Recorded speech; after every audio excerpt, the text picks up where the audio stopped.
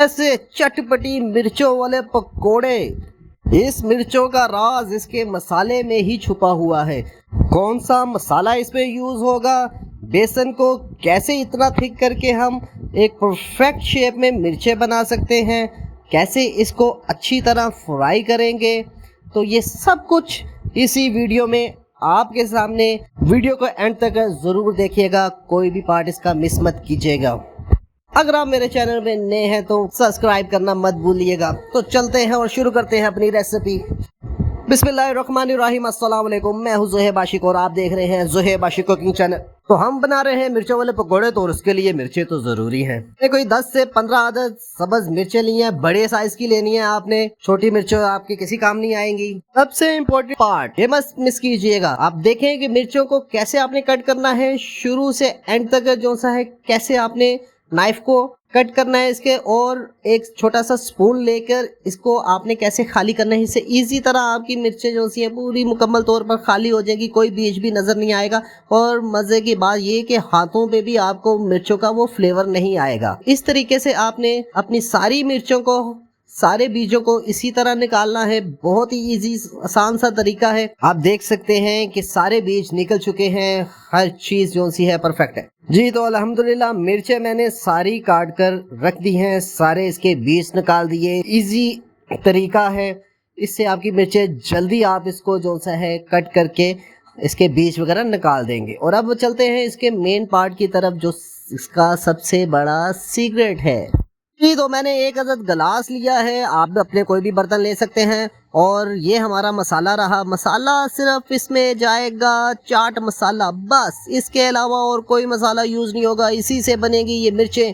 चाट मसाले के 2 चम्मच मैंने इसमें शामिल किए हैं। इसमें शामिल होगा नींबू का रस, जो इसको और तुष बना देगा। मैंने एक अदद नींबू, बड़ा साइज का नींबू लिया है। अच्छी तरह इसको जो सा है स्क्वीज करके मैंने चाट मसाले के अंदर इसको शामिल कर दिया है। मैंने एक बड़ा नींबू लिया है, आप उस पे 2 से 3 नींबू भी शामिल कर सकते हैं। जितना आपको इसका तुर्श फ्लेवर चाहिए आप उतना इसमें नींबू शामिल कर सकते हैं। जी तो नींबू का रस इसमें शामिल हो चुका है। अब हम इसको अच्छी तरह मैश करेंगे, अच्छी तरह इसको मिक्स करके, ताकि हमारा नींबू का इसके अंदर सारा फ्लेवर मिल जाए। चाट मसाला और साथ नींबू होगा, बहुत ही मज़ेदार रेसिपी बनेगी ये। आप यकीन माने, इस तरह आप ये मिर्चें बनाएंगे, पकोड़े बनाएंगे, एक रोटी की बजाय आप 2-2 रोटियां खाएंगे। जी तो अल्हम्दुलिल्लाह मसाला हमारा बिल्कुल रेडी हो चुका है। अब हम इसकी मिर्चों में फिलिंग करेंगे। कैसे करेंगे, आए चलते हैं देखते हैं। जी तो हमारी मिर्चें जो सी हैं वो मैंने पहले ही इसको काट कर अच्छी तरह इसके बीज वगैरह निकाल लिए थे। और अब हम इसका प्रोसीजर स्टार्ट करते हैं। एक छोटा चम्मच आपने पूरा भर के आपने जो सा मसाले का लेना है, और मिर्चों को थोड़ा सा खोल के इसको पूरी तरह अच्छी तरह इसको भर देना है। शुरू से लेकर एंड तक इसकी फिलिंग करनी है, और ज़्यादा फिलिंग भी नहीं करनी, ताकि हमारा जो सा मसाला है वो बाहर ना आए। आप देख सकते हैं कि देखें जो मसाला जो सा मैंने इसमें शामिल किया है वो शुरू से लेकर एंड तक पूरी तरह अच्छा इस पे मिल चुका है। और अब हम इसको बंद करेंगे। इसी तरह सारी मिर्चों को हमने भरना है। अल्हम्दुलिल्लाह मिर्चें हमारी पूरी तरह भर चुकी हैं, रेडी हो चुकी हैं।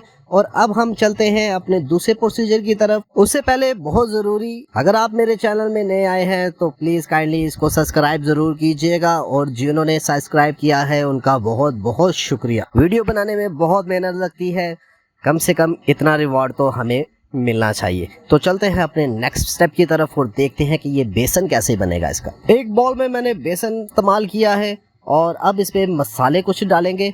तो सबसे पहले लाल मिर्च अपने मुताबिक, टेस्ट के मुताबिक डालिएगा। इसके अलावा सूखा धनिया, इसके अलावा नमक हस्बे जायका आप इस्तेमाल कीजिएगा। और सबसे इम्पोर्टेंट चीज़ जो है वो ज़ीरा है। ज़ीरे से भी इसका जायका बड़ा ही ज़बरदस्त आएगा। तो ये मसाले इसमें सिर्फ यूज़ होंगे। अब हम इसको अच्छी तरह मिक्स करते हैं। पानी हमने ज़्यादा यूज़ नहीं करना, बिल्कुल लाइट सा पानी, और बहुत थिक सा आपने इसको बनाना है। ना तो ज़्यादा थिक हो और ना ही ज़्यादा पानी इसमें शामिल करना है कि ये लिक्विड टाइप का बन जाए। जी तो माशाल्लाह ये बिल्कुल परफेक्ट शेप में आ चुका है। हमारा बेसन बिल्कुल रेडी हो चुका है।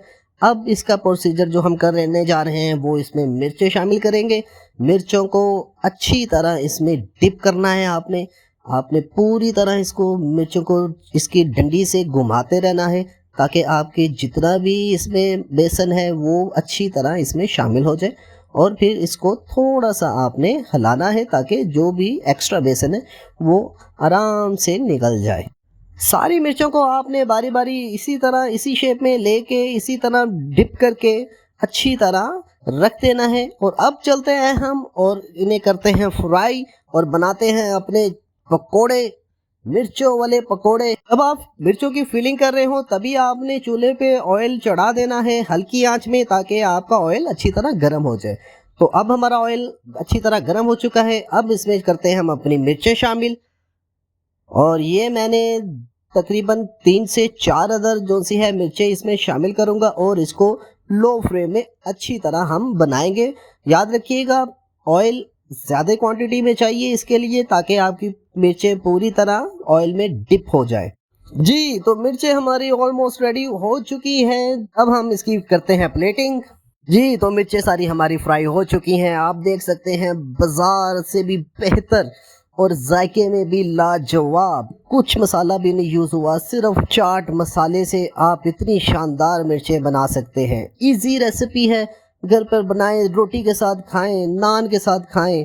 الحمدللہ آپ دیکھ سکتے ہیں کہ جو مسالہ ہم نے شامل کیا تھا وہ اچھی طرح شروع سے لے کر اینڈ تک ساری مرچوں میں آپ کو یہ فلیور ملے گا، پہلی بائٹ سے لے کر اینڈ تک آپ کو مسالے کا فلیور ملے گا۔